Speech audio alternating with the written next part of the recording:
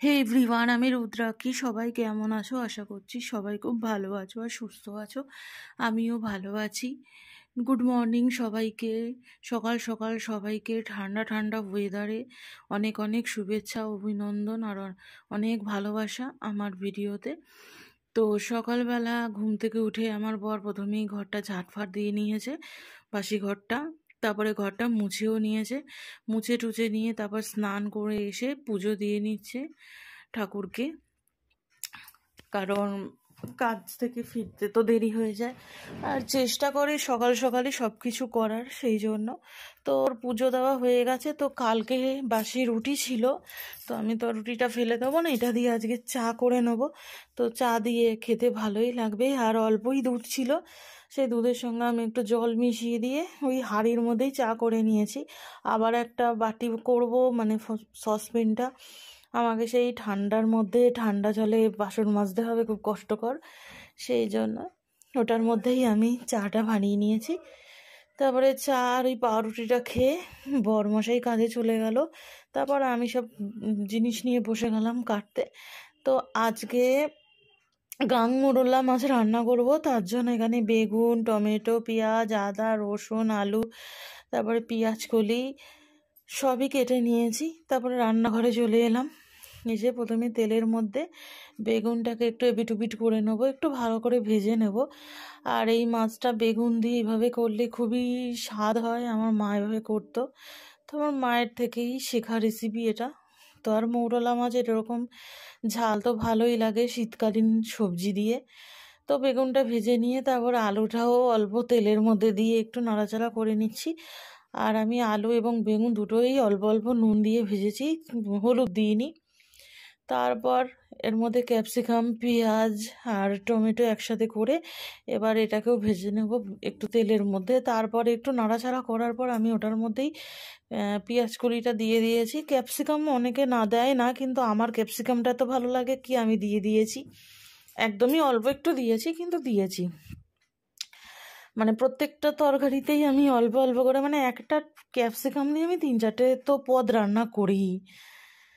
তারপর ওটার মধ্যে আদা রসুন বাটা, তারপর আদা বাটা, পেঁয়াজ বাটা, টমেটো বাটা, জিরের গুঁড়ো, ধনের গুঁড়ো, হলুদ, লঙ্কার গুঁড়ো সব কিছু দিয়ে একসাথে করে এবার এটাকে কষাবো যতক্ষণ না মশলা থেকে তেল ছাড়ছে।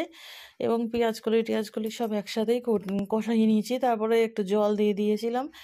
জল দিয়ে এবার আরেকটু ভালো করে কষাবো কিছুক্ষণ ধরে, যাতে কাঁচা মশলার গন্ধটা চলে যায়। আর মশলা পুড়ে না যাওয়ার জন্যই আমার কিন্তু মোদ্দা কথা জলটা দেওয়া। আর এটা কিন্তু মশলা ধোয়া জল দিয়েছিলাম। তারপর এটার মধ্যে আমি ওই ভেজে রাখা বেগুন আর আলুটাও দিয়ে দিয়েছি এবং বেগুন আলু দিয়ে ভালো মতন করে এটাকে নাড়াচাড়া করে নিচ্ছি। কিছুক্ষণ ভালো মতন করে নাড়াচাড়া করে নিলাম। নাড়াচাড়া এবার করা হয়ে যাওয়ার পর এবার এটাতে পর্যাপ্ত পরিমাণ জল দিয়ে দিয়েছি। এবার জল দিয়ে এটাকে কিছুক্ষণ নাড়াচাড়া করে নেবো আর ফুটিয়ে নেবো, কারণ এই তরকারিটাতে আমি একটু ঝোলঝোলই রাখবো। তো কিছুক্ষণ ফুটে আসার পর আমি একটা গন্ধরাজ লেবুর রস দিয়ে দিয়েছি। আর এটা দিলে খুব ভালো হয় খেতে, একটু টক টক লাগে, ভাল লাগে খেতে। তারপরে মাছ, ভেজে রাখা মাছগুলো সব দিয়ে দিয়েছি। আর এগুলো তো ছোটো মাছ, এইভাবে করেছিলাম, খুব ভালোই হয়েছিল খেতে।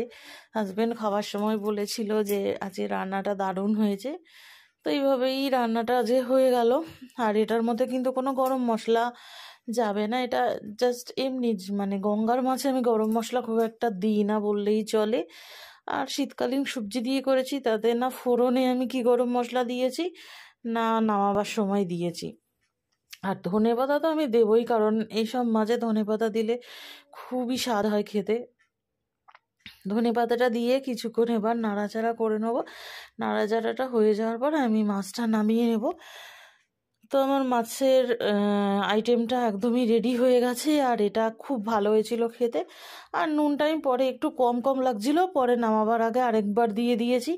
তো এই দেখো আমার তরকারিটা একদম মাখা মাখা হয়েছে, খুব একটা ঝোল হয়নি, মোটামুটি হয়েছে। তারপরে নামিয়ে নিয়ে এবার ভাত বসিয়ে দিয়েছি।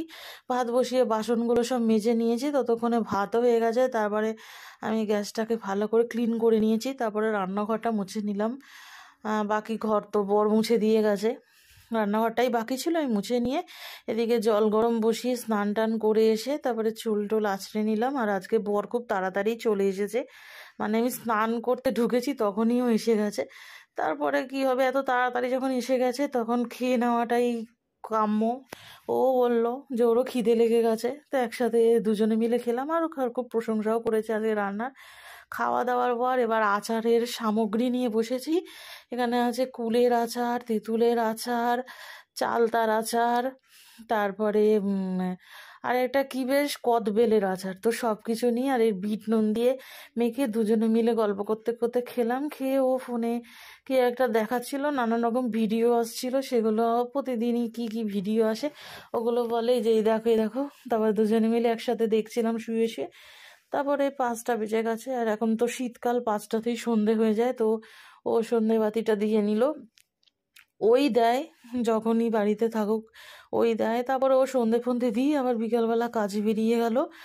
ও কাজে বেরিয়ে যাওয়ার পর আমি আবার দরজা ফরজা সব লক করে দিলাম, কারণ অ্যাপার্টমেন্টে বলা তো যায় না, সেই জন্য দরজা লক করে আমিও ঘরে এসে শুয়ে পড়েছি।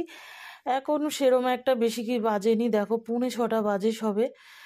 আর কি করবো এত তাড়াতাড়ি, আমি চুপচাপ শুয়ে শুয়ে ফোন ঘাঁটছিলাম। তারপরে সন্ধ্যাবেলা উঠে চুলটা বেঁধে নিলাম। আর আজকে না চা খাইনি, কারণ বিস্কিট নেই। ওকে বলেছি কাজ থেকে ফেরার পথে নিয়ে আসবে বলেছে, কিন্তু এখন কি খাবো, সেজন্য ভাবলাম একটু ছাতু দিয়ে চিনি দিয়ে নুন দিয়ে মুড়ি মেখে খাই। আর আমার এই মুড়ি দিয়ে ছাতু দিয়ে খেলে বেশ ভালোও লাগে, আর পেট অনেকক্ষণ ভর্তি থাকে, কারণ রাত্রে খেতে খেতে সেই 12টা।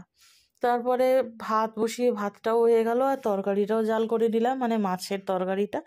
তো আজকের ব্লগটা এইটুকুই। সবাই ভালো থেকো, সুস্থ থেকো, আমার চ্যানেলের সাথে থেকো। চ্যানেলটা লাইক কমেন্ট শেয়ার করে দিও, সাবস্ক্রাইব করে দিও, পাশে থাকা বেল আইকনটি প্রেস করে দিও নোটিফিকেশান পাওয়ার জন্য।